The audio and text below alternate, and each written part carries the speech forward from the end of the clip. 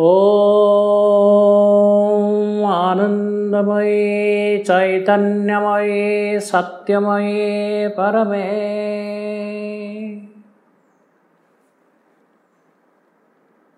श्रीमांकर ध्यान और प्रार्थना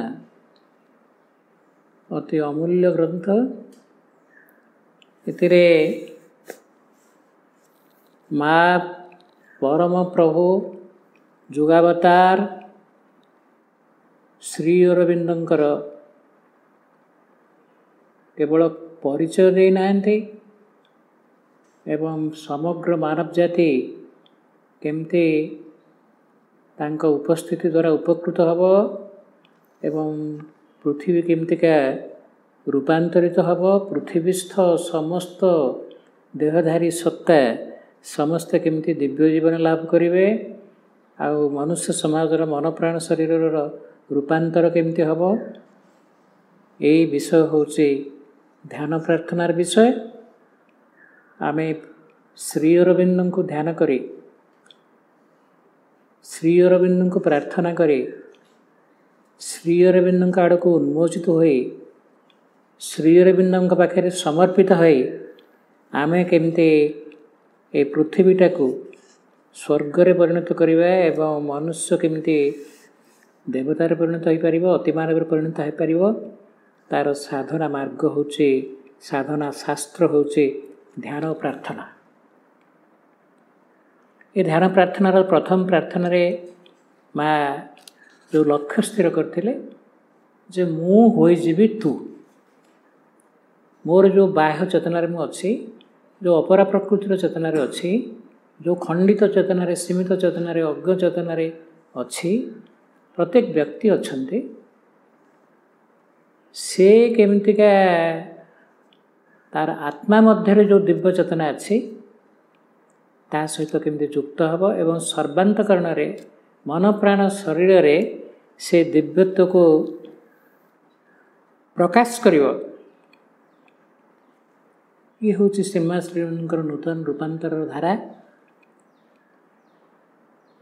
तो सही प्रसंग रे आज प्रार्थना ए षष्ठ प्रार्थना डिसेम्बर 2, 1912 जे पर्यंत सत्तार गोटे भी क्षुद्र अंश, चिंतार गोटे भी क्रिया कौन से बाह्य प्रभावर अधीन रही, अर्थात एकमात्र तो अधीन नाही, से पर्यंत तो सह यथार्थ मिलन संघटित होइछि बोली कहा जाई पारे नाही।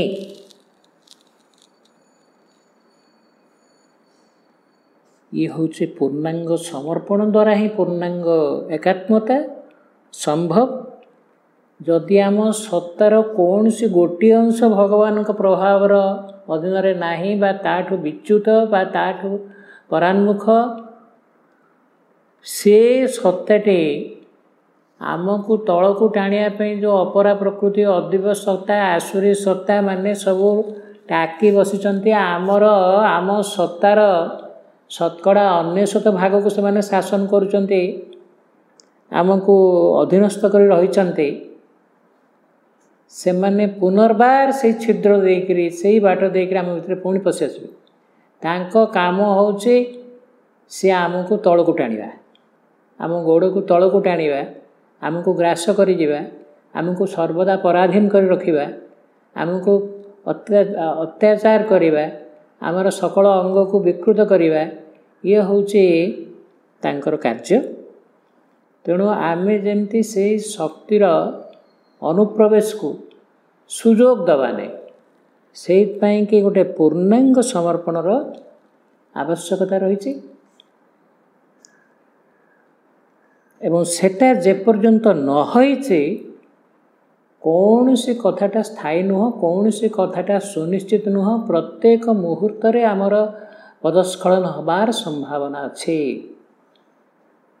से बाबाजी महाराज आमको कहते निरंतर माँ का नाम जप कर, ମାଙ୍କ ନାମ ସହିତ ବର୍ତ୍ତମାନ ଅତିମାନ ଶକ୍ତିର କ୍ରିୟା ହେଉଛି ଏବଂ ସିଧା ସିଧା ଯିଏ ଯେଉଁ ଦେବତାଙ୍କୁ ସ୍ମରଣ କରିବ ତାଙ୍କ ଶକ୍ତିର ପ୍ରଭାବ ତା ଶରୀର ଉପରେ ପଡ଼ିବ। ସବୁ ଅପଶକ୍ତିମାନେ ଶରୀର ଭିତରେ ବୁଡ଼ିକିରି ଅଛନ୍ତି, ଲୁଚିକିରି ଅଛନ୍ତି, ତାକୁ ଅଧିକାର କରିକି ଅଛନ୍ତି। ତାଙ୍କୁ ସେଠୁ ନିକାଲିବାକୁ ହେଲେ, ତଡ଼ିବାକୁ ହେଲେ ରୂପାନ୍ତର ହେଲା କ'ଣ କି? ଅନ୍ୟ ରୂପ ରୂପାନ୍ତର।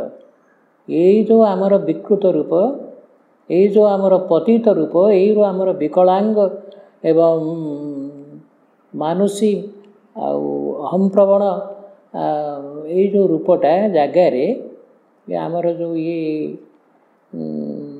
ସେଇ ଅତିମାନସ ସୁବର୍ଣ୍ଣ ରୂପ ଇଏ ତା ଜାଗାରେ ବର୍ତ୍ତମାନ ଯେଉଁ ଆମର ଯେଉଁ ମୃଣ୍ମୟ ରୂପ ଅଛି ତା ଜାଗାରେ ସେ ସୁବର୍ଣ୍ଣ ରୂପ ତା'ର ସ୍ଥାନ ଗ୍ରହଣ କରିବ। ଏବଂ ଏହି ଅବସ୍ଥାରୁ ସେ ଅବସ୍ଥାକୁ ରୂପାନ୍ତରିତ ହେବା ପାଇଁ ହେଲେ ପୂର୍ଣ୍ଣାଙ୍ଗ ସମର୍ପଣର ଆବଶ୍ୟକତା ରହିଛି। ଅର୍ଥାତ୍ ଆମର ମନ, ପ୍ରାଣ, ଶରୀରର ପ୍ରତ୍ୟେକ ସ୍ତର, ପ୍ରତ୍ୟେକ ଜୀବକୋଷ, ପ୍ରାଣର ପ୍ରତ୍ୟେକ ଅଂଶ, ପ୍ରତ୍ୟେକ ସ୍ତର, ମନର ପ୍ରତ୍ୟେକ ଅଂଶ, ପ୍ରତ୍ୟେକ ସ୍ତର ଇଏ ସବୁ ସମର୍ପଣ କରିବାର ଆବଶ୍ୟକତା ରହିଛି ଏବଂ ଯେଉଁଟା ନିହାତି ଜରୁରୀ। Nothing is done so long everything is not done. ଯେପର୍ଯ୍ୟନ୍ତ ସମଗ୍ର ସତ୍ତା ଭଗବାନଙ୍କର ଅଧୀନତା ସ୍ୱୀକାର ନ କରିଛି ସେ ପର୍ଯ୍ୟନ୍ତ କିଛି ହେଇନି। କାହିଁକି?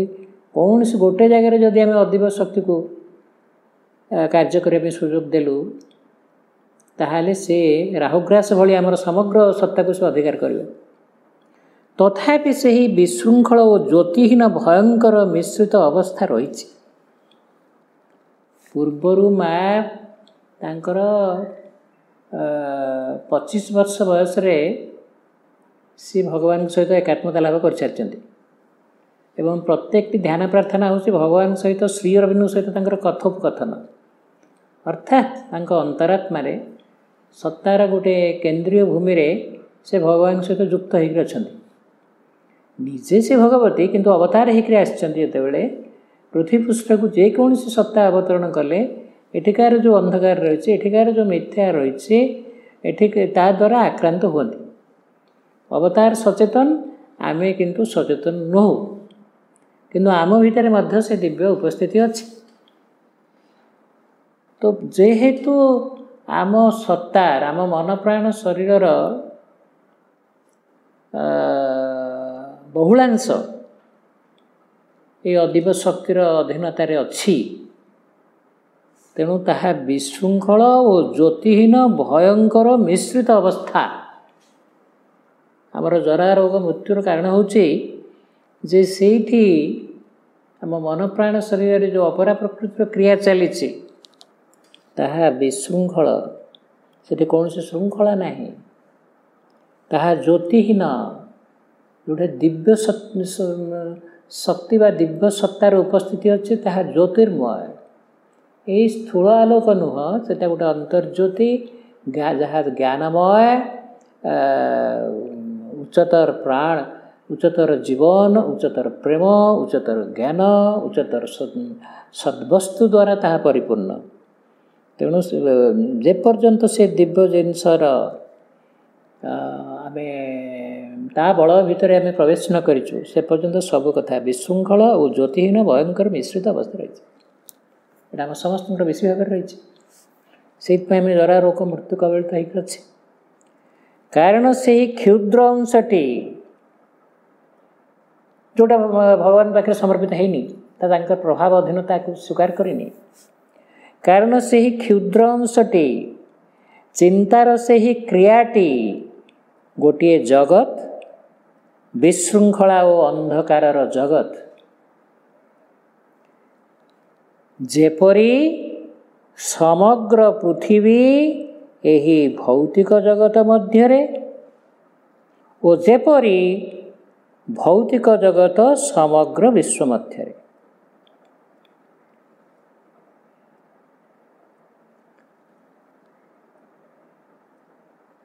ଏ କଥାଟା ହେଉଛି ଚେତନାର କେତେ ସ୍ତର ଅଛି। ସାବିତ୍ରୀ ମହାକାବ୍ୟରେ ବୁକ୍ 2ରେ 15ଟା କ୍ୟାଣ୍ଟୋରେ ସେ मैटर सटल मैटर सूक्ष्म भौतिक ठू आरंभ कर अधिमानस पर्यंत जेते अंतर्वर्ती जगत अच्छी अंतराल जगत अच्छी तार सब पुंखानुपुंख वर्णना अच्छी। तो बहुविध जगत अच्छी ता भितर यही स्थूल जगतटा ये जो आम पृथ्वी देखुचु पंचभूत निर्मित ये जो पृथ्वी ये सब देहधारी जीवसत्ता ये अच्छा ये भौतिक जगतटा एमती गोटे यहाँ हूँ भौतिक पृथ्वी मोर जमी भौतिक शरीर अच्छी सेमती भौतिक पृथ्वी अच्छी ये भौतिक पृथ्वीटा पुणी गोटे भौतिक विश्व भितर अच्छी आम जो ग्रह तारा नक्षत्र जाए देखु जोटा आम स्थूल चक्षुरे देखुचु से हूँ भौतिक विश्व भितर ये भौतिक पृथ्वीटा अच्छी पुणी एठी बहुत विशृंखला अच्छी बेले बेले विभिन्न उल्कापिंड आसिक पृथ्वी सहित धक्का खाऊं बेले बेले पुणे सूर्यठू प्रचंड रश्मि निर्गत होकर विभिन्न प्रकार केते केते मिटियोर अच्छा केते केते कमेट अच्छा केते केते केते प्रकार सत्ता सब अच्छा तो ये गोटे विशृंखला रही किंतु या पश्चात प्राणर जगत मनर जगत आत्मार जगत अतिमानस जगत सब दिव्य जगत भी अच्छी साकेत गोलक वैकुंठ सब अच्छी ये सब सूक्ष्म अच्छी किंतु बाह्य जगतटा स्थूल जगतटा यहाँ विशृंखलित अवस्था अच्छे। तार गोटे उदाहरण माँ दौरान जे मो भितर कारण से ही क्षुद्र अंशटी चिंतार से ही क्रियाटी है गोटे जगत विशृंखला और अंधकार जगत जेपरी समग्र पृथ्वी भौतिक जगत मध्य एवं जेपरी भौतिक जगत समग्र विश्व मध्य जो भौतिक जगतटा भौतिक विश्वटा समग्र जगत कहले जो प्राणर जगत कहली मनर जगत अधिमानस जगत अतिमानस जगत सच्चिदानंद जगत ये सब सप्त लोक कथा अच्छी ना ओम भू भुवस्व जन तप महासत्य ऊपर जो परार्ध अपरार्ध उभय को संयोजित करुचे जनलोक बाय अतिमानस लोक। तो ऊर्ध्वर परार्धटा अपरार्ध को अवतरण कर श्रीविंद जोग द्वारा आमर आस्पृहा द्वारा आमर समर्पण द्वारा हेले जाइकर श्रृंखला प्रतिष्ठित हम सब आलोकित हम ज्योतिर्मय हम। तो ये प्रसंग रे एक कथा तो माँ डिसेम्बर 2, 1912 कहते प्रभु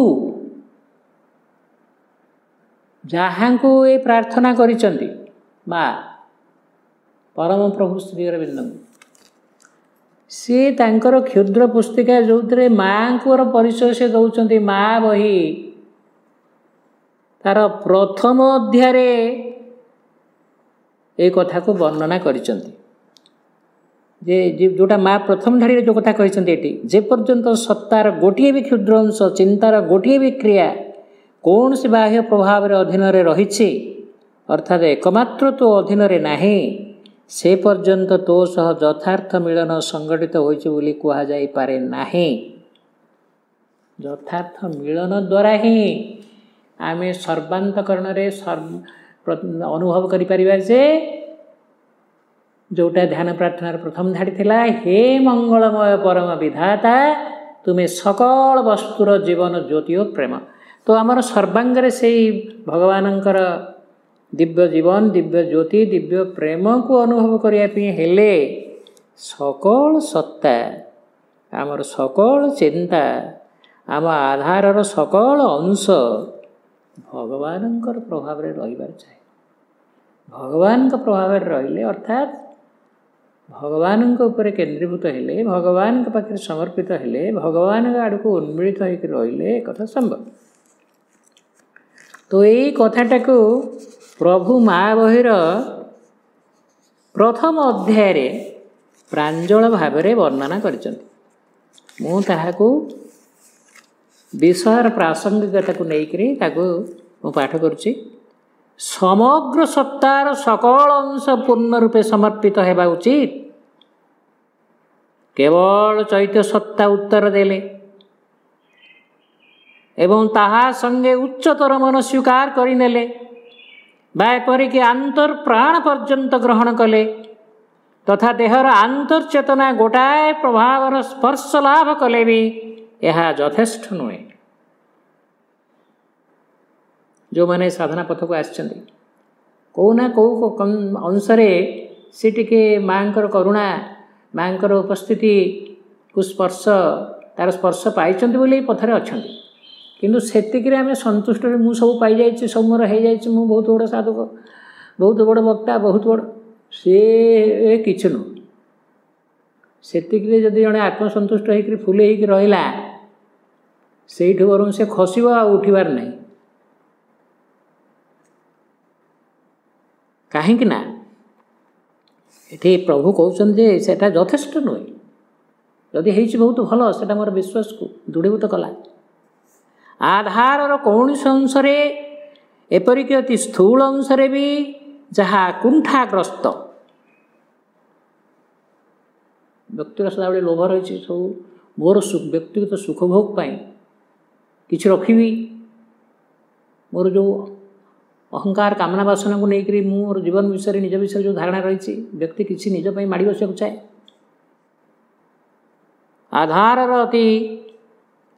आधार कौन से अंश एपरिक अति स्थूल अंश भी जहाँ कुंठाग्रस्त जहाँ संशयपूर्ण सतरे भगवान अच्छा से सतरे कौन से सकल वस्तुर जीवन ज्योति प्रेम बोली किसी अच्छी विमिश्रित टिके विश्वास अच्छी पुणी विश्वास पड़ जाऊँगी सब अंधार आलुअर छाई से अच्छी जहाँ प्रवंचनार अंतराल निजको लुचाई रखी थाए जेपर्यंत मुझे मिशागुड़िया अवस्था अच्छी टिके विश्वास पुणी विश्वास नहीं लोक बेले बेले अन्य को देखे होगापी से केते बड़ भक्त केते तार विश्वास कौन कौन सब पाई जाइए एगुड़ा बहुत बखाणिकी अन्यठू बाहावा नापी चाहे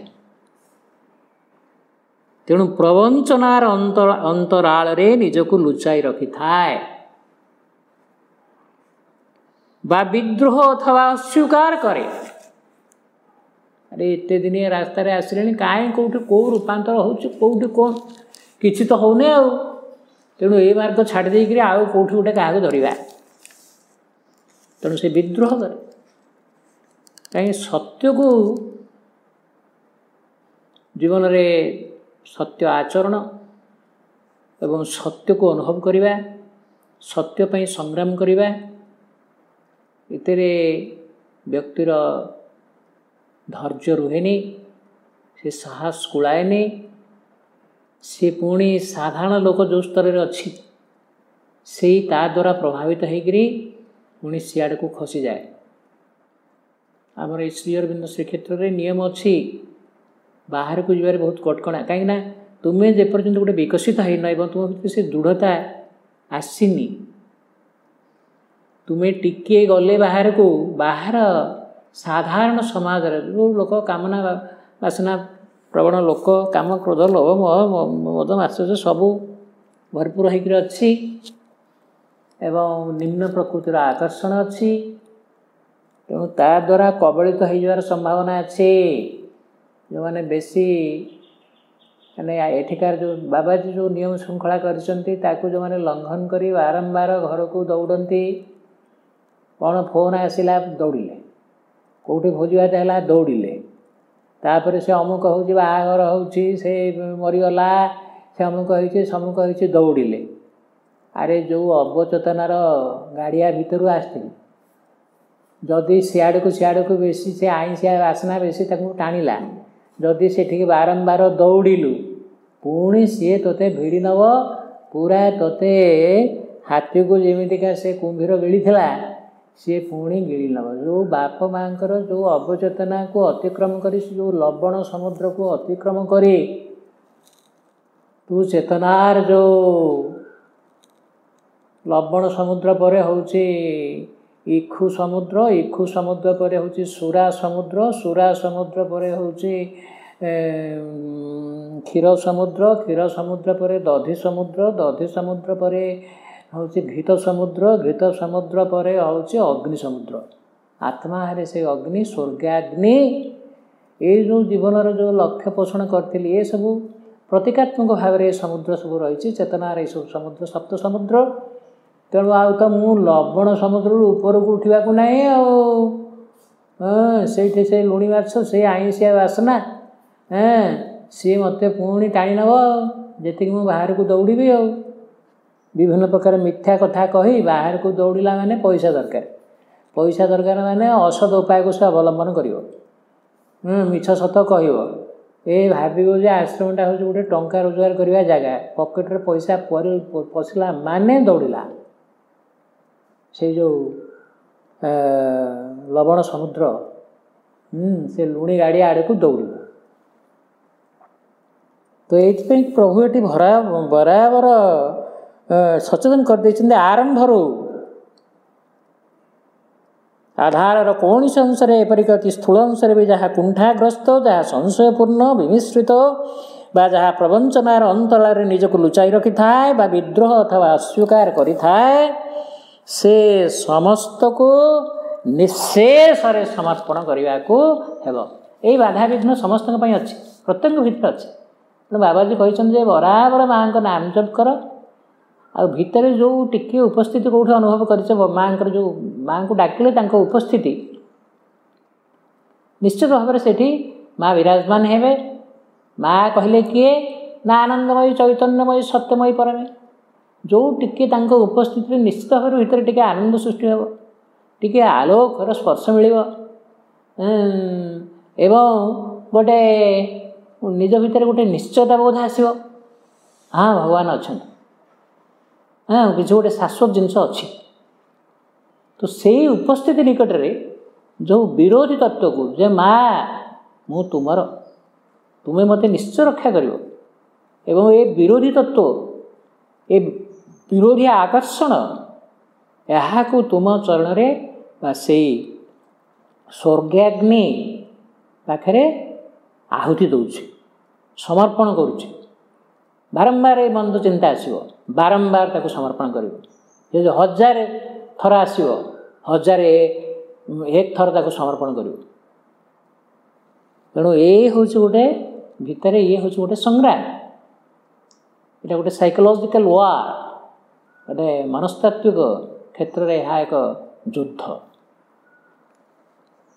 आधार गोटे मुझे ना आधार गोटे अंश जदि समर्पण करे किंतु अन्य अंशटी निज को असमर्पित रखे निज पथरे चले अथवा निज सत्तर दाबी करे अल्प टिके कौन माँ का काम करी सबुदे हूँ दाबी से कौन पछर रही सब मोड़ ता कामना आसना पूर्ण हेले से किसी शुणा कर ना मुँह मोड़ीदेव सब कथा पछाड़ मोड़िया चेष्टा करे जे पर्यंत गालरे न बसीचे एवं तो कौन गोटे भयंकर व्याधि आक्रांत होकर जे पर्यंत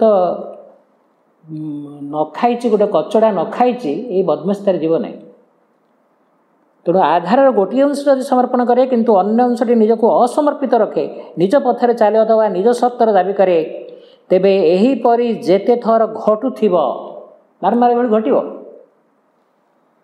किंतु मु से सबको समर्पण करी माँ का नाम जप सह यही सब प्ररोचना को यही सब मंद शक्तिर यही सब क्रिया को यहीपरि जेते थर घटुथिबो सेते थर तुम्हें भगवान करुणा को दूर को ठेल दो जदि मु ताकू आह्वान कले भगवान का आड़ पिछे मुड़ करदेली निज काम अवहेला कली जे टे टेकाटेक कला कि 2 पैसा देला कि आउ कौन गोटे बैनियन टी आउ कौन टी खाया पीवा को आउ कौन टी मत देला ता घर जाकर काम करेंगे माँ काम पीछे पचर रहीगला ଏଠି ତ କିଛି ମିଳୁନି ଆଉ ଏଠି ନିଷ୍କାମ କର୍ମ ଏଠି କଲେ ଯାଇକରି କ'ଣ କିଛି ମିଳିବାର ସମ୍ଭାବନା ଅଛି କିନ୍ତୁ ସେଠି ସାକ୍ଷାତ ମିଳିଯାଉଛି ପ୍ରଶଂସା ମିଳିଯାଉଛି କ'ଣ ଗୋଟେ ଉପହାର ମିଳିଯାଉଛି ତେଣୁ ଦୌଡ଼ିବ ସେଠିକି। ତେବେ ଏହିପରି ଯେତେ ଥର ଘଟୁଥିବ ସେତେ ଥର ତୁମେ ଭାଗବତ କରୁଣାକୁ ଦୂରକୁ ଠେଲି ଦେଉଥିବ।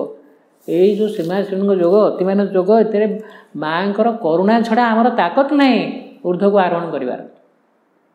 ତେଣୁ ସେଥିରେ ଯଦି କେଉଁ ଜାଗାରେ ଆମର ନିଷ୍ଠାରେ ତ୍ରୁଟି ଘଟିଲା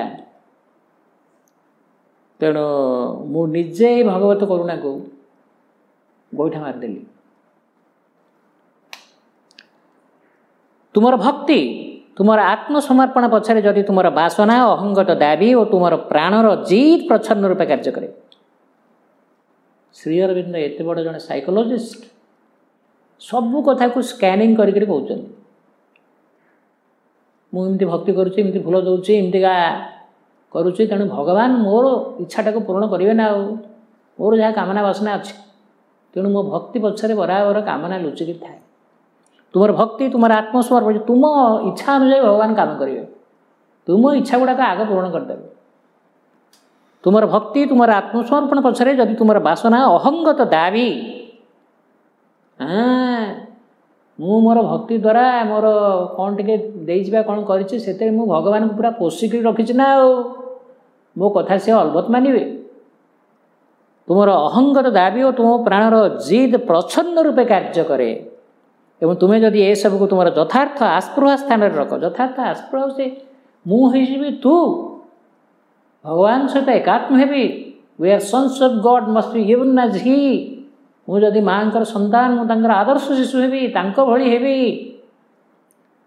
ଏଇ କଥା ନ ରହେ ଯଦି ତା ଜାଗାରେ ମୋ କାମନା ବାସନା ତାର ସ୍ଥାନ ଗ୍ରହଣ କରିନେଲା ଏସବୁକୁ ତାହା ସାଙ୍ଗରେ ତୁମେ ଯଦି ମିଶାଇ ଦିଅ କିମ୍ବା ତାହାକୁ ଭାଗବତୀ ଶକ୍ତି ଉପରେ ଆରୋପ କରିବାକୁ ଚାହ ଇଏ ପୂର୍ଣ୍ଣ ଯୋଗ। ନିଜର କାମନା ବାସନାକୁ ପୂରଣ କରିବା ପାଇଁ ସବୁ କଥାକୁ ଲୋକ ମିଶେଇ ମାସି ଦିଏ ଜୀବନକୁ ପୂର୍ଣ୍ଣ ଭାବରେ ଭୋଗ କରିବାକୁ ହେବ ଏସବୁ କଥାକୁ ସେ ମିଶେଇ ଦିଏ ସବୁ। ତେବେ ରୂପାନ୍ତର ନିମିତ୍ତ ଭାଗବତ କରୁଣାକୁ ଆହ୍ୱାନ କରିବା ନିରର୍ଥକ। ମା ଆସିଛନ୍ତି ଶ୍ରୀବୃନ୍ଦ ଆସିଛନ୍ତି ତାଙ୍କର ଆବିର୍ଭାବର ଉଦ୍ଦେଶ୍ୟ ଆମକୁ ରୂପାନ୍ତର କରିବା ଆମର ଯେଉଁ ଏଇ ମର୍କଟ ଚେତନାରୁ ଆମକୁ ସେ ଦିବ୍ୟ ଚେତନାକୁ ରୂପାନ୍ତର କରିବା। ସେ ଆସିନାହାନ୍ତି ଆମର କାମନା ବାସନା ପୂରଣ କରିବା ପାଇଁ। ତୁମ ଆଧାରର ଗୋଟାଏ ପାଖରେ ଏବଂ ଗୋଟାଏ ଅଂଶରେ ଯଦି ତୁମେ ସତ୍ୟ ଆଡ଼କୁ ନିଜକୁ ଖୋଲି ଧର ମୋର ଯେଉଁଟା ଉନ୍ନତ ଦିଗ ସେ ଭଗବାନଙ୍କୁ ଚାହିଁବ ଅନ୍ୟ ଦିଗରେ ସର୍ବଦା ହିଁ ବିରୋଧୀ ଶକ୍ତି ନିମିତ୍ତ ଦ୍ୱାର ଉନ୍ମୁକ୍ତ ରଖ। କିନ୍ତୁ ମୋର ପ୍ରାଣ ଶରୀର ଅନ୍ୟାନ୍ୟ ଅଂଶ ସେ ଯଦି ସେ ଅଦିବ୍ୟ ଶକ୍ତି ଆଡ଼କୁ ବିରୋଧୀ ଶକ୍ତି ଆଡ଼କୁ ଯଦି ଦ୍ୱାର ଖୋଲି ରଖିଲା ମୁଁ ଏଠି ଡିଭାଇଡ଼ ହେଇଗଲି ବିଭକ୍ତ ହେଇଗଲି କ'ଣ ହେବ ସେଥିରେ। ତେବେ ଭଗବତ କରୁଣା ଯାହା ମସ୍ତିଷ୍କ ଉର୍ଦ୍ଧ୍ୱରୁ କାର୍ଯ୍ୟ କରେ ସୂକ୍ଷ୍ମ ସ୍ତରରୁ ଅବତରଣ କରି ଆସେ ଯେମିତି ଆକାଶରୁ ଯେମିତି ବୃଷ୍ଟି ହୁଏ ତେବେ ଭଗବତ କରୁଣା ତୁମ ସହିତ ସ୍ଥାୟୀ ହୋଇ ରହିବ ଏହି ଆଶା କରିବା ବୃଥା। ଭଗବାନଙ୍କୁ ଯଦି ଜାଗ୍ରତ ଭାବରେ ସ୍ଥାପନ କରିବାକୁ ଚାହ ଭଗବାନ କିଏ ଆନନ୍ଦମୟୀ ଚୈତନ୍ୟମୟୀ ସତ୍ୟମୟୀ ପରମେୟ ସେ ପରମା ଜନନୀ ତାଙ୍କୁ ଯଦି ଜାଗ୍ରତ ଭାବରେ ସ୍ଥାପନ କରିବାକୁ ଚାହ ତେବେ ମନ୍ଦିରଟିକୁ ତୁମକୁ ଶୁଦ୍ଧ ରଖିବାକୁ ହିଁ ହେବ। ମନ୍ଦିର ହେଉଛି ଏଇ ମନପ୍ରାଣ ଦେହ ଦେବାଳୟ ପ୍ରୋକ୍ତ ସଜୀବ କେବଳ ଶିବ ମନ୍ଦିର ହେଲା ମୋର ମନପ୍ରାଣ ଶରୀର ଏ ଆଧାର ଏଇଟାକୁ ଶୁଦ୍ଧ ରଖିବାକୁ ହେବ।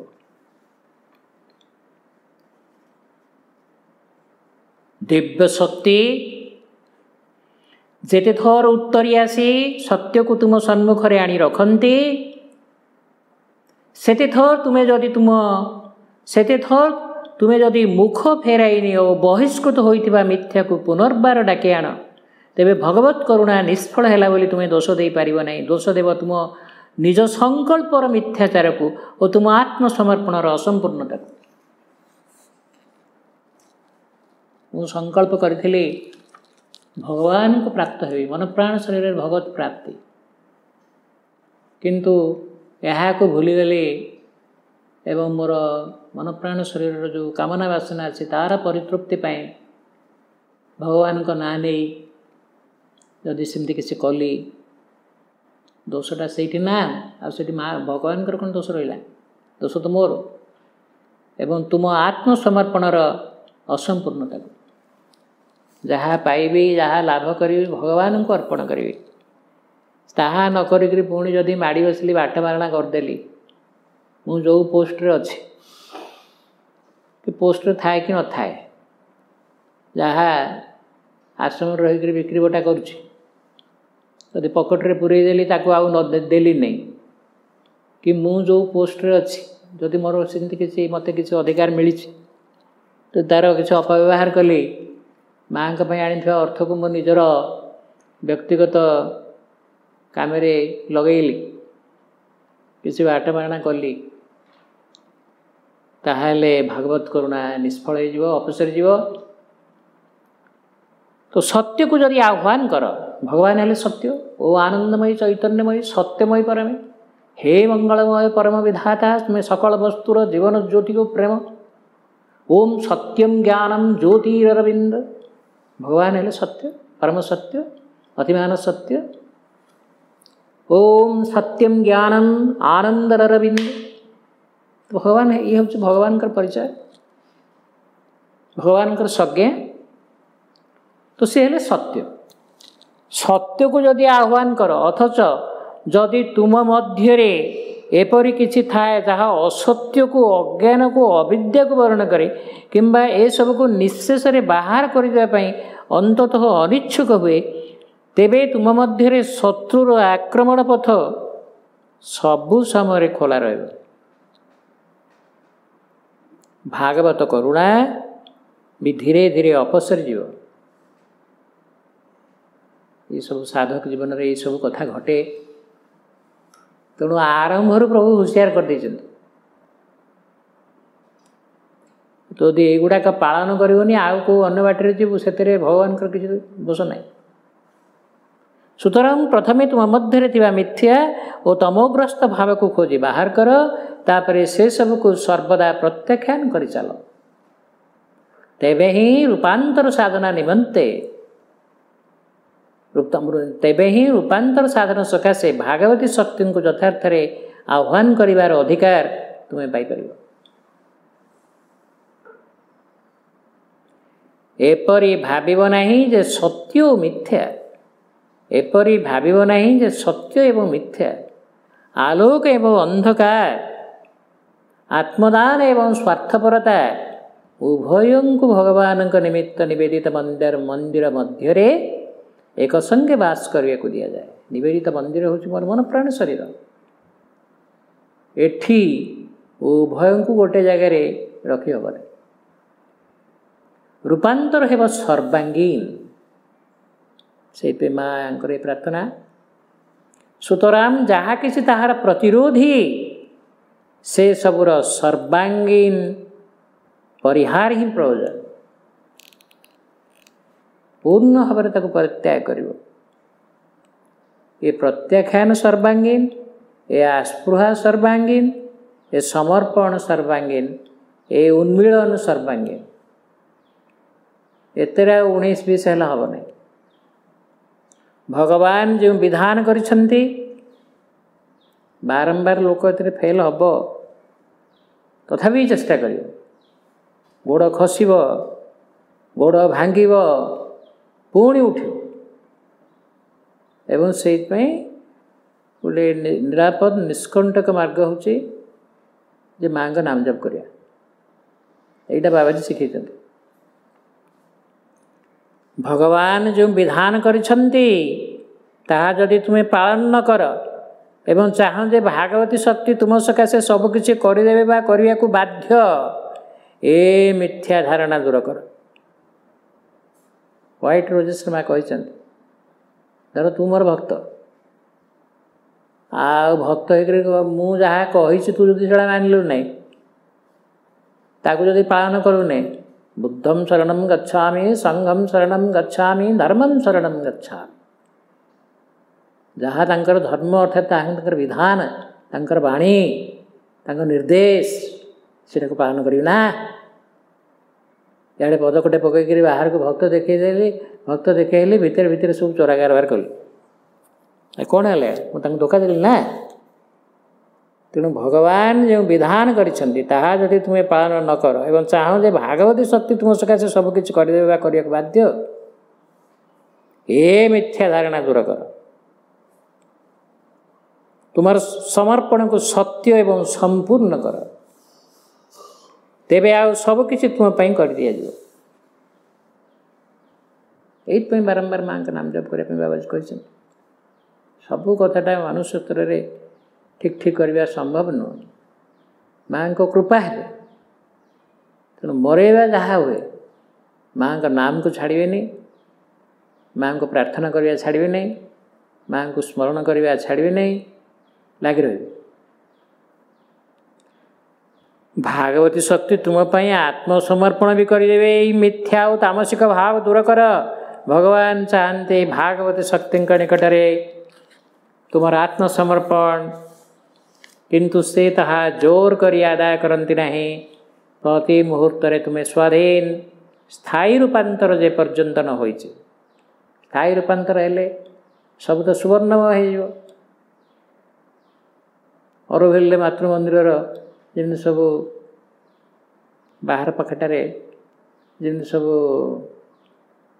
सोनार प्लेट सब लगी, सब कनकेव प्लेट सब जमी लगी। मोर प्रत्येक जीवकोश जिते सब सुवर्णमय हो सेतेबेले स्थायी रूपांतर होली धरा। से सुवर्ण अग्नि, सुवर्ण त्वक, सुवर्ण धातु सब सर्वैव सुवर्ण। प्रति मुहूर्त तुम्हें स्वाधीन स्थायी रूपांतर जे पर्यंत न होइछि से पर्यंत तुम्हें प्रतिपदरे इच्छानुसारे भगवान को अस्वीकार करिपार, प्रत्याख्यान करिपार, तुमर आत्मदान को प्रत्याहार करिपार जदि तुम्हें आध्यात्मिक विफलता भोग करने को प्रस्तुत था। प्रभु एठी शेष गोटे ऑप्शन देले, ठीक अच्छे तो निज उपर निर्भर करे। जदि तू आध्यात्मिक विफलता भोग करने को चाहू ताले तू तोर भगवान को अस्वीकार करिपार, प्रत्याख्यान करिपार एवं आत्मदान को प्रत्याहार करिपार। तो इच्छा तुम्हार समर्पण हेबा उचित स्वतःस्फूर्त, तुम्हार समर्पण हेबा उचित स्वतःस्फूर्त वे स्वेच्छाकृत। तुमको किए बाध्यबाधक करने यही समर्पण हेबा एक जीवंत सत्तार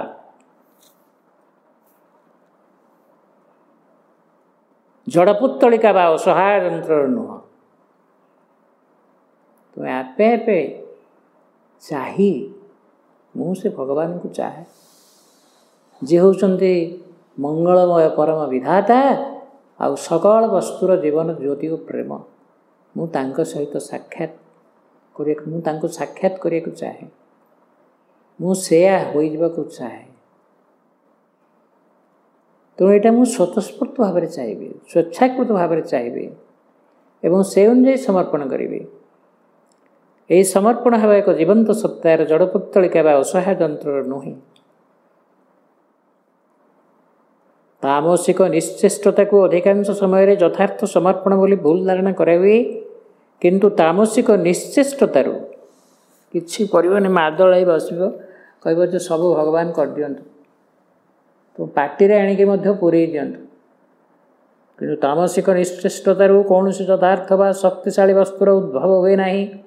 स्थूल प्रकृतिर ही तामसिक निष्क्रियता ही सर्वदा ज्ञान अदिव्य प्रभाव क्रीड़नक हो पड़े। An idle mind is a devil's workshop। बराबर किसी ना किसी गोटे काम लगी रही अच्छे, यदि काम लगे ना चिंता गुड़ाक भारी सूक्ष्म।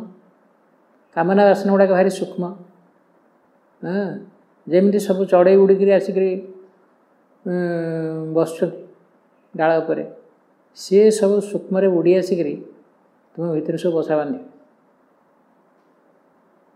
ତେଣୁ କୌଣସି ଗୋଟେ କାମରେ ଏନଗେଜ୍ ରହିଲେ ଆଉ ଯଦି ସେଟାକୁ ମାଆଙ୍କୁ ସମର୍ପଣ କରିକିରି ମାଆଙ୍କ ନାମ ଜପ କରିକିରି ମୁଁ କଲି, ମାଆଙ୍କ ଉପସ୍ଥିତିଟା ମୋ ସାଥିରେ ରହିବ, ରଙ୍ଗ ଜିନିଷ ସେଠି ପଶିବାକୁ ସାହସ କରିବେନି। ଅନ୍ୟଥା କିନ୍ତୁ ତାମସିକ ନିଶ୍ଚେଷ୍ଟତାରୁ କୌଣସି ଯଥାର୍ଥ ଏବଂ ଶକ୍ତିଶାଳୀ ବସ୍ତୁର ଉଦ୍ଭବ ହୁଏ ନାହିଁ। ସ୍ଥୂଳ ପ୍ରକୃତିର ଏହି ତାମସିକ ନିଷ୍କ୍ରିୟତା ହିଁ ସର୍ବଦା ଅଜ୍ଞାନ ଅଦିବ୍ୟ ପ୍ରଭାବର କ୍ରୀଡ଼ନକ ହୋଇପଡ଼େ। ମୁଁ ତାଙ୍କର ଖେଳନା କଣ୍ଡେଇ ହେଇଯିବି।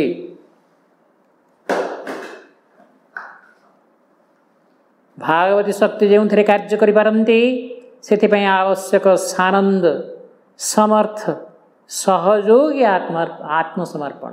ସହଯୋଗୀ ଆତ୍ମସମର୍ପଣ, ଭଗବାନଙ୍କ କାର୍ଯ୍ୟରେ ମାଆଙ୍କ କାର୍ଯ୍ୟରେ ସହଯୋଗ କରିବି। ମୋତେ ଯେଉଁ ଦାୟିତ୍ୱ ଦିଆଯାଇଛି ସେ ଦାୟିତ୍ୱଟିକୁ ଠିକ୍ ଠିକ୍ରେ ପାଳନ କରିବି।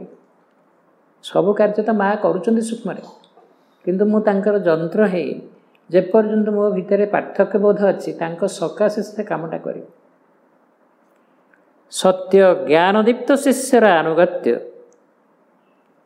ଏଇଥିପାଇଁ କୁହାଯାଏ ପ୍ରତ୍ୟେକ ଦିନ କିଛି ସ୍ୱାଧ୍ୟାୟ କରିବା, ପାଠଚକ୍ର କରିବା, ଏଇଥିପାଇଁକି ଯେ ମୁଁ ସଚେତନ ଭାବରେ ନା ଏଇଟା ମୋର କାର୍ଯ୍ୟ, ଏଇଟା ମୋର କରିବା ଉଚିତ, ଏଇଟା ହିଁ ଶ୍ରେୟ କାର୍ଯ୍ୟ, ଏଇଟା ଶ୍ରେଷ୍ଠ କାର୍ଯ୍ୟ, ମାଆଙ୍କ କାର୍ଯ୍ୟଟା ଶ୍ରେଷ୍ଠ କାର୍ଯ୍ୟ, ଏଇଟାକୁ କୌଣସି ମତେ ମୁଁ ଅବହେଳା କରିପାରିବିନି।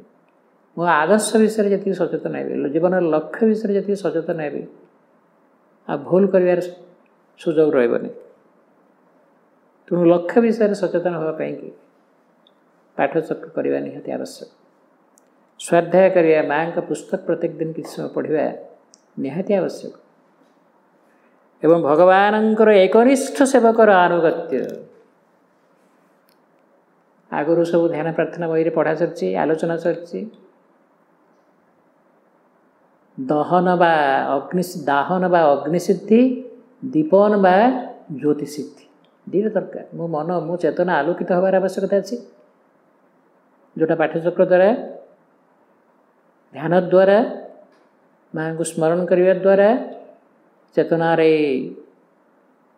ଆଲୋକାୟନ, ଜ୍ୟୋତିରାୟଣ, এটা সম্ভব। ଦୀପନ ଆଉ ଦାହନ, ମୋର ବାହ୍ୟ ସତ୍ୟରେ ଯେଉଁ ଆଳସ୍ୟ ଅଛି, ମିଥ୍ୟା ଅଛି, ଅନ୍ଧକାର ଅଛି, ମାଆଙ୍କ ଶକ୍ତି କର୍ମ ସମର୍ପଣ ଦ୍ୱାରା ମାଆଙ୍କ କୃପା ଶକ୍ତି, ଯୋଗ ଶକ୍ତି, ଜ୍ଞାନ ଶକ୍ତି, ପ୍ରେମ ଶକ୍ତି, କର୍ମ ଶକ୍ତି ଯେତିକି ଯେତିକି ମୋ ଆଧାର ଭିତରେ ଅନୁପ୍ରବେଶ କରିବ ସେତିକି ମନ୍ଦ ଜିନିଷଟା ଜଳି ପଡ଼ିଯିବ। ଦାହନ, ଶୁଦ୍ଧ ଜିନିଷଟା ରହିବ, ଅଶୁଦ୍ଧ ଜିନିଷଟା ପୋଡ଼ିଯିବ ବା ବଦଳିଯିବ। ତେଣୁ ଭଗବାନଙ୍କର ଏକନିଷ୍ଠ ସେବକର ଆନୁଗତ୍ୟ, ଯାହାର କଲ୍ୟାଣରେ ଏଇ ତିନିଟାରୁ ଗୋଟେ ହଉ। ଆମର ଅନ୍ତର୍ଯୋଦ୍ଧା, ଆମ ଅନ୍ତର୍ଯୋଦ୍ଧା ହେଉଛି ଆମର ଦିବ୍ୟ ପ୍ରାଣ, ଆମ ଭିତରେ ଥିବା ଚୈତ୍ୟ ପୁରୁଷ, ଦିବ୍ୟ ମନ, ଏସବୁ ହେଉଛନ୍ତି ଅନ୍ତର୍ଯୋଦ୍ଧା। ମିଥ୍ୟା ତାମସିକତା ବିରୁଦ୍ଧରେ ଯୁଦ୍ଧ କରି ଚାଲିପାରେ। ଏଇ ଯୋଗଟା ହେଉଛି ଗୋଟେ ଯୁଦ୍ଧ। ଅନ୍ଧାର ବିରୁଦ୍ଧରେ, ଅନ୍ଧକାର ବିରୁଦ୍ଧରେ, ମିଥ୍ୟା ବିରୁଦ୍ଧରେ, ଅଜ୍ଞାନ ବିରୁଦ୍ଧରେ, ଦୁଃଖ ଯନ୍ତ୍ରଣା ବିରୁଦ୍ଧରେ, ମୃତ୍ୟୁ ବିରୁଦ୍ଧରେ, ଅହମ ବିରୁଦ୍ଧରେ, ଇଏ ହେଉଛି ଯୋଗଟା ଗୋଟେ ସଂଗ୍ରାମ, ଗୋଟେ ଯୁଦ୍ଧ। ତ ଏଇ ଯଥାର୍ଥ ମନୋଭାବ ପୋଷଣ କରିବା ପାଇଁକି ପ୍ରଭୁ ଆରମ୍ଭରୁ ସଚେତନ କରିଦେଇଛନ୍ତି। କେବଳ ଯେଉଁମାନେ ଏହାକୁ ଧାରଣ କରିପାରନ୍ତି ଓ ରଖିପାରନ୍ତି ସେହିମାନେ ହିଁ ବ୍ୟର୍ଥତା ବିପତ୍ତି ମଧ୍ୟରେ ସର୍ବଦା ଶ୍ରଦ୍ଧା ଅଟଳ ରଖିପାରନ୍ତି ଏବଂ ଶେଷରେ ଅଗ୍ନି ପରୀକ୍ଷାରେ ଉତ୍ତୀର୍ଣ୍ଣ ହୋଇ ସେହି ଚରମ ବିଜୟ ଓ ପରମ ରୂପାନ୍ତର ପ୍ରାପ୍ତ ହୋଇପାରନ୍ତି। ଶ୍ରଦ୍ଧା, ବ୍ରହ୍ମଚର୍ଯ୍ୟ, ଶ୍ରଦ୍ଧା ଆଉ ତପସ୍ୟା, ଏ ହେଉଛି କେଉଁ ଯୁଗରୁ ଭାରତବର୍ଷର ଇଏ ହେଉଛି ସାଧନାର ମାର୍ଗ। ତପସ୍ୟା କହିଲେ କୁଚ୍ଛ ତପସ୍ୟା ନୁହେଁ, ତପ ହେଉଛନ୍ତି ଅଗ୍ନି। ମୋ ଭିତରେ ଯେଉଁ ବିଶୁଦ୍ଧ ଶକ୍ତି ଅଛି ତାକୁ ମୁଁ ନଷ୍ଟ କରିବିନି, ତାକୁ ପୁଞ୍ଜୀଭୂତ କରିବି। ତାକୁ ପୁଞ୍ଜୀଭୂତ କଲେ ମୁଁ ମୋର ଉଦାହରଣରେ ତାକୁ ବ୍ୟବହାର କରିପାରିବି। ଏବଂ ଏଇଟା ହେଉଛି ତପସ୍ୟା। ଶ୍ରଦ୍ଧା, ସେ ଭାଗବତୀ ଶକ୍ତି ଭଗବାନଙ୍କ ଉପରେ ଦୃଢ଼ ବିଶ୍ୱାସ ସ୍ଥାପନ କରିବି। ବ୍ରହ୍ମଚର୍ଯ୍ୟ, ମୋ ଶକ୍ତିକୁ ବିନଷ୍ଟ କରିବି ନାହିଁ। ବ୍ରହ୍ମନ୍ ଶବ୍ଦର ଅର୍ଥ ହେଉଛି ମନ୍ତ୍ର, ମନ୍ତ୍ରଚର୍ଯ୍ୟ ବରାବର ମାଆଙ୍କ ନାମ ଜପ କରିବି। ନାମ ଜପ କଲି ମାନେ ମାଆଙ୍କର ଉପସ୍ଥିତି ରୂପକ ଯେଉଁ ଦିବ୍ୟ ଅଗ୍ନି, ସେଥିରେ ସଦାବେଳେ ଘିଅ ଢାଳିଲି। ସେଇ ଧୂନକୁ ଲିଭିବାକୁ ଦେବିନି। ତାଙ୍କ ଦିବ୍ୟ ନାମ ହେଲା ତାଙ୍କର ଦିବ୍ୟ ଉପସ୍ଥିତି। ତାକୁ ବାରମ୍ବାର ତାଙ୍କୁ ଆହ୍ୱାନ କରିବି। ତ ଏହା ଫଳରେ ମୋର ସଚେତନତା ରହିବ। ମୁଁ ଏଇ ବାଟରେ ଆଗକୁ ଚାଲିପାରିବି। ଚରେଇବେତି ମାର୍ଗରେ ଆଗକୁ ଯିବାରେ ମୋ ପାଇଁ ପଥ ସୁଗମ ହେବ ଏବଂ ମୋର ସ୍ଖଳନ ହେବାର ସମ୍ଭାବନା ରହିବ ନାହିଁ। ତ ଆଜିର ଯେଉଁ ପ୍ରାର୍ଥନାଟି ମୁଖ୍ୟ କଥା ଥିଲା ଯେ କେମିତି ଆମ ସତ୍ତାର ଗୋଟିଏ କ୍ଷୁଦ୍ର ଅଂଶ, ଚିନ୍ତାର ଗୋଟିଏ ବିକ୍ରିୟା, କୌଣସି ବାହ୍ୟ ପ୍ରଭାବର ଯେପର୍ଯ୍ୟନ୍ତ ସତ୍ତାର କୌଣସି ବି କ୍ଷୁଦ୍ର ଅଂଶ, ଚିନ୍ତାର ଗୋଟିଏ ବିକ୍ରିୟା କୌଣସି ବାହ୍ୟ ପ୍ରଭାବର ଅଧୀନରେ ରହିଛି, ଅର୍ଥାତ୍ ଏକମାତ୍ର ତୋ ଅଧୀନରେ ନାହିଁ, ସେ ପର୍ଯ୍ୟନ୍ତ ତୋ ସହ ଯଥାର୍ଥ ମିଳନ ସଂଗଠିତ ହୋଇଛି ବୋଲି କୁହାଯାଇପାରେ ନାହିଁ। କାହିଁକି ମୋ ସାଧନାରେ ମୁଁ ଯେଉଁ ଲକ୍ଷ୍ୟ ଗ୍ରହଣ କରିଛି ତାହା ହେଉଛି ମୁଁ ହୋଇଯିବି ତୁ। ଏହି ସମ୍ପର୍କରେ ବାବାଜୀ ମହାରାଜଙ୍କର ପତ୍ରାଳାପରେ ମଧ୍ୟ ଗୋଟିଏ କଥା ଅଛି, ତାକୁ ଆମେ ପାଠ କରିବା। ତାଙ୍କ ଘରେ ହେଉଥିବା ପାଠଚକ୍ରର ଗୋଟିଏ ବହି ପଢ଼ା ହେଉଛି ଶ୍ରୀ ଅରବିନ୍ଦଙ୍କର। ସେଥିରେ ଗୋଟିଏ ଅଂଶ ହେଲା, ଏହି ଯୋଗର ଅର୍ଥ କେବଳ ଭଗବତ ଉପଲବ୍ଧି ନୁହେଁ, ପରନ୍ତୁ ଏହାର ଅର୍ଥ ଅନ୍ତର୍ଜୀବନ ଓ ବହିର୍ଜୀବନର ପୂର୍ଣ୍ଣ ସମର୍ପଣ ଓ ପରିବର୍ତ୍ତନ ସାଧନ।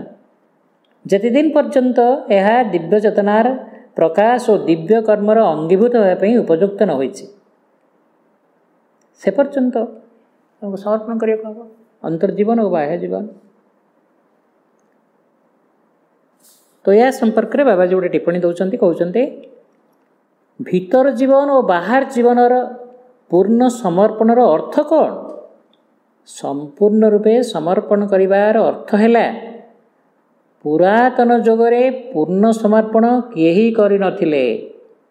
କାହିଁକି ନା ସେମାନେ ମନ ପ୍ରାଣ ଶରୀରକୁ ଛାଡ଼ି ଆତ୍ମାକୁ ସମର୍ପଣ କରୁଥିଲେ। କିନ୍ତୁ ଏ ଯୁଗରେ ମନ ପ୍ରାଣ ଶରୀରକୁ ଛାଡ଼ି ଆତ୍ମାକୁ ସମର୍ପଣ କରୁଥିଲେ ଭଗବାନ ପାଖରେ। କିନ୍ତୁ ଏ ଯୁଗରେ ମନ ପ୍ରାଣ ଶରୀରକୁ ପୂର୍ଣ୍ଣ ରୂପେ ସମର୍ପଣ କରିବାକୁ ହେବ। ମନ ପ୍ରାଣ ଶରୀରକୁ ତେବେ ଠିକ୍ ସମର୍ପଣ କରିହେବ ଯେବେ ଏସବୁ ଭିତରେ ଅତିମାନସ ଶକ୍ତି କାର୍ଯ୍ୟ କରିବ। ଅତିମାନସ ଶକ୍ତି କାର୍ଯ୍ୟ କଲେ ଏସବୁ ଉନ୍ମୁକ୍ତ ହେବେ ଏବଂ ଏସବୁକୁ ସମର୍ପଣ କରିହେବ। ଅର୍ଥାତ୍ ମନ ବି ଅଭିପ୍ସା କରିବ, ପ୍ରାଣ ବି ଅଭିପ୍ସା କରିବ, ଶରୀର ବି ଅଭିପ୍ସା କରିବ, ତାପରେ ଏସବୁକୁ ସମର୍ପଣ କରିହେବ। ସମର୍ପଣ ହେଲେ ମନ ପ୍ରାଣ ଶରୀରରେ ଭଗବତ ପ୍ରାପ୍ତି ହେବ। ପୁଣି ଜଣେ ପ୍ରଶ୍ନ କରୁଛନ୍ତି, ଏଠାରେ କହିଲେ ଯେ ବହିର୍ଜୀବନର ପୂର୍ଣ୍ଣ ସମର୍ପଣ ଓ ପରିବର୍ତ୍ତନ ସାଧନ। ତାର ଉତ୍ତରରେ ବାବାଜୀ ମହାରାଜ କହୁଛନ୍ତି, ବହିର୍ଜୀବନର ପରିବର୍ତ୍ତନ ମାନେ ଆମେ ଯେଉଁ ବାହ୍ୟ ଚେତନାରେ କାର୍ଯ୍ୟ କରୁଛୁ, ମୁଁ ମୋର ମନ ପ୍ରାଣ ଶରୀରରେ ଯେମିତି ଯାହା ବୁଝୁଛି ବା ଯେମିତି ମୋତେ ଯେମିତି ଯାହା ଲାଗିଲା ସେ ଅନୁଯାୟୀ ମୁଁ କାମଟା କରୁଛି ମୋ ଖିଆଲରେ। ବାବାଜୀ ମହାରାଜ କହୁଛନ୍ତି ଯେ ବହିର୍ଜୀବନର ପରିବର୍ତ୍ତନ ମାନେ ଆମେ ଯେଉଁ ବାହ୍ୟ ଚେତନାରେ କାର୍ଯ୍ୟ କରୁଛୁ ଆଉ ଆମର ଯେଉଁ କାମ କ୍ରୋଧ ଲୋଭ ମୋହ ହିଂସା ଈର୍ଷା ଅହଂ ସ୍ୱାର୍ଥ ଇତ୍ୟାଦି ଅଛି ଏସବୁର ପରିବର୍ତ୍ତନ ହେଉନାହିଁ। ସମସ୍ତେ ତ କିଛି ନା କିଛି କାମ କରୁଛନ୍ତି ନା, କିଏ ଆଉ କାମ କରୁନାହିଁ କି? କିନ୍ତୁ ଏଇ ମିଶ୍ରିତ ବିକୃତ ଚେତନାରେ ରହିକି ଲୋକ କାମ କରୁଛନ୍ତି। କିନ୍ତୁ ଆମର ବାହ୍ୟ ଜୀବନ ଯଦି ପରିବର୍ତ୍ତିତ ହେବ ତେବେ ଆମର ସମସ୍ତ ବାହ୍ୟ କାର୍ଯ୍ୟର ବି ପରିବର୍ତ୍ତନ ହେବ। ଆମେ ଯଦି ଏସବୁ କର୍ମକୁ ଯଦି ଭଗବାନ ପାଖରେ ସମର୍ପଣ କରୁ, ମାଙ୍କ ପାଖରେ ସମର୍ପଣ କରୁ, ତାଙ୍କ ସ୍ପର୍ଶରେ ତାଙ୍କ ପ୍ରଭାବରେ ଏହାର ପ୍ରକୃତିର ପରିବର୍ତ୍ତନ ଘଟିବ। ଅର୍ଥାତ୍ ବ୍ୟକ୍ତିର ବ୍ୟବହାରରେ ପରିବର୍ତ୍ତନ ହେବ, ଚରିତ୍ରରେ ପରିବର୍ତ୍ତନ ହେବ, ଫଳରେ ସଂସାରର ପରିବର୍ତ୍ତନ ହେବ। କିନ୍ତୁ ଏଇଟା ଆଗରୁ ପୁରାତନ ଯୁଗରେ ଏପରି ହେଉନଥିଲା। ଜଣେ କହିଲେ ଦୁର୍ବାସା ସେଇଥିପାଇଁ ରାଗୁଥିଲେ। ବାବାଜୀ ମହାରାଜ ଦୁର୍ବାସା କ'ଣ, ସମସ୍ତଙ୍କର ତ ସେଇ ଦଶା ହେଉଥିଲା। ଆଉ ପୁରାତନ ସାଧକମାନଙ୍କୁ ସବୁବେଳେ ସତର୍କ ରହିବାକୁ ପଡ଼ୁଥିଲା। ଯେତେବେଳେ ଯିଏ ଟିକେ ଅସାବଧାନ ହେଉଥିଲେ ସେତେବେଳେ ସେମାନେ ସାଧାରଣ ଚେତନାରେ ଏହିସବୁ ନିମ୍ନ ପ୍ରକୃତିର ତାଡ଼ନାରେ ଆକ୍ରାନ୍ତ ହେଉଥିଲେ। ବିଶ୍ୱାମିତ୍ର ଦକ୍ଷିଣ ଭାରତ, ପଶ୍ଚିମ ଭାରତ, ଉତ୍ତର ଭାରତ, ପୂର୍ବ ଭାରତ ସବୁଆଡ଼େ ମାନେ ଏ ଜାଗାରେ ଅସୁବିଧା ହେଲା ବୋଲି ସେ ଜାଗା ବଦଳେଇକିରି ଆଉ ଗୋଟେ ଜାଗାକୁ ଗଲେ। ପୁଣି ପଶ୍ଚିମ ଭାରତରେ ସିଆଡ଼କୁ ଗଲାବେଳକୁ ସେଠି ମେନକା ହାବୁଡ଼ରେ ପଡ଼ିଲେ। ପୁଣି ସେଠି ଅସୁବିଧା ହେଉଛି ବୋଲି ପୁଣି ଉତ୍ତର ଭାରତ ଗଲେ। ଏମିତି ପୁରା ଭାରତଟାକୁ ବୁଲି ପଡ଼ିଛନ୍ତି ବୋଲି ସେ ବିଶ୍ୱାମିତ୍ର ନା ଆଉ। ତେଣୁ ଏସବୁ ଯେତେବେଳେ ଟିକେ ଅସାବଧାନ ହେଉଥିଲେ ସେତେବେଳେ ସେମାନେ ସାଧାରଣ ଚେତନାରେ ଏହିସବୁ ନିମ୍ନ ପ୍ରକୃତିର ତାଡ଼ନାରେ ଆକ୍ରାନ୍ତ ହେଉଥିଲେ। ତେବେ ଜଣେ ପଚାରିଲେ, ତେବେ ଯେତେ ଋଷିମୁନି ଅଭିଶାପ ଦେଉଥିଲେ ତାହା କ'ଣ ସେମାନଙ୍କର ଅପୂର୍ଣ୍ଣତା? ବାବାଜୀ ମହାରାଜ କହୁଛନ୍ତି, ହଁ, ଏଥିରେ ଆଉ ସନ୍ଦେହ ଅଛି? ଅଭିଶାପ ଦେବା ମାନେ ତ ତାହା ଦୁର୍ବଳତା ଏବଂ ତଦ୍ୱାରା ସେମାନଙ୍କର ତପଶକ୍ତି କ୍ଷୟ ହେଉଥିଲା। ପୁଣି ଜଣେ ପଚାରିଲେ, କିନ୍ତୁ ସେମାନେ ତ କିଛି ଫଳାଫଳ ଭୋଗୁନଥିଲେ?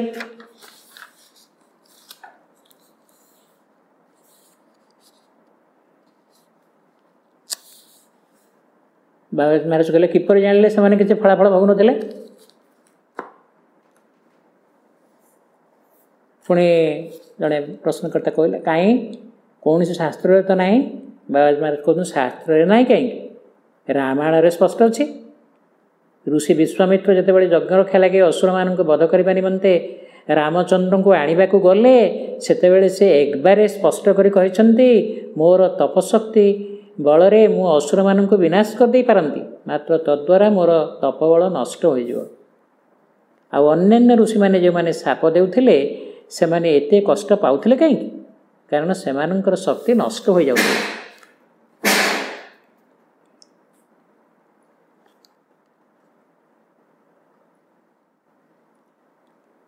ତେଣୁ ଏକଥା ଆମର ଉଲ୍ଲେଖ କରିବାର ବିଷୟ ହେଉଛି ଯେ ପୂର୍ଣ୍ଣ ଯୁଗରେ ପୂର୍ଣ୍ଣାଙ୍ଗ ରୂପାନ୍ତର ପାଇଁ ପୂର୍ଣ୍ଣାଙ୍ଗ ସମର୍ପଣ, ଅନ୍ତର୍ଜୀବନ ବହିର୍ଜୀବନର ପୂର୍ଣ୍ଣାଙ୍ଗ ସମର୍ପଣ କିଭଳି ଅନିବାର୍ଯ୍ୟ। ଏବଂ ଏତଦ୍ ଭିନ୍ନ ଆମେ ଯେଉଁ ପରିପୂର୍ଣ୍ଣ ତାଦାତ୍ମ୍ୟତା, ଭଗବାନଙ୍କ ସହିତ ଯେଉଁ ଏକାତ୍ମତା, ମନପ୍ରାଣ ଶରୀରରେ ଭଗବତ ପ୍ରାପ୍ତି, ତାହା ସମ୍ଭବ ହେବ ନାହିଁ। ତେଣୁ ସୀମାଶ୍ରମୀଙ୍କ ଯୋଗ ହେଉଛି ଏକ ନୂତନ ଯୋଗ ଏବଂ ଏଇଟାକୁ ଏଇ ଦୃଷ୍ଟିରୁ ପୂର୍ଣ୍ଣ ଯୋଗ ବୋଲି କୁହାଯାଏ। ଆଉ ଏ କଥା ଉଭୟ ମା ତାଙ୍କ ଧ୍ୟାନ ପ୍ରାର୍ଥନାରେ ଆଉ ପ୍ରଭୁ ତାଙ୍କର ରଚନାରେ ଏକଥା ଏବଂ ମା ବହିରୁ ଯେଉଁ ଅଂଶ ଆଜି ଆମେ ପାଠ କଲେ ଅତି ସ୍ପଷ୍ଟ ଭାବରେ, ବିସ୍ତୃତ ଭାବରେ, ପୁଙ୍ଖାନୁପୁଙ୍ଖ ଭାବରେ ପ୍ରଭୁ ଏ ବିଷୟରେ ଆମକୁ ସଚେତନ କରାଇଛନ୍ତି। ଏବଂ ବାବାଜୀ ମହାରାଜ ବାରମ୍ବାର କହୁଛନ୍ତି ଯେ ଆମେ ବରାବର ଯଦି ମାଙ୍କ ନାମ ଜପ କରିବା ଆମେ ଏଇ ଲକ୍ଷ୍ୟ ପୂରଣ ଦିଗରେ ଭଗବାନଙ୍କର ମାଙ୍କର ଯେଉଁ ନିର୍ଦ୍ଦେଶ ଅଛି ତାକୁ ଆମେ ପାଳନ କରିବା ବିଷୟରେ ମଧ୍ୟ ଆମେ ସଚେତନ ହୋଇପାରିବା। ଏତିକିରେ ଆମର ଆଜି ଆଲୋଚନା ଶେଷ ହେଲା। ବନ୍ଦେ ମାତରମ୍।